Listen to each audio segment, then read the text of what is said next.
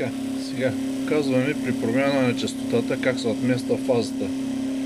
Това е ватметъра. Тук отчитаме честотата. Така, това достига до около 6000 оборота. Датчика на Хол, който мери началото на магнитното поле и тук долу самата генерация. Така. И честотата, която е в момента е 66,8. Бавно започваме да увеличаваме честотата. Следете провозвания импулс как започва да се отмества.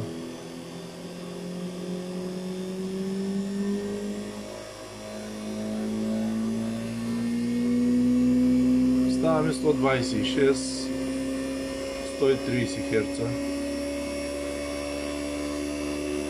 140, 150, 155. Виждате в момента как честотата отива почти като реактивна на косвеност от порядъка почти на 0. Така, ето в момента,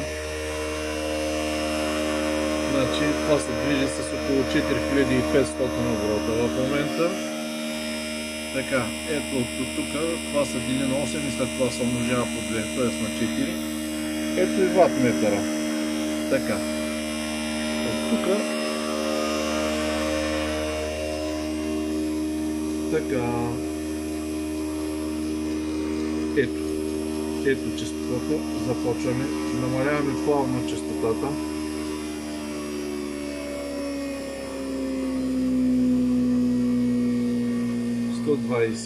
...120, 117, виждате как косинус фи гони единица.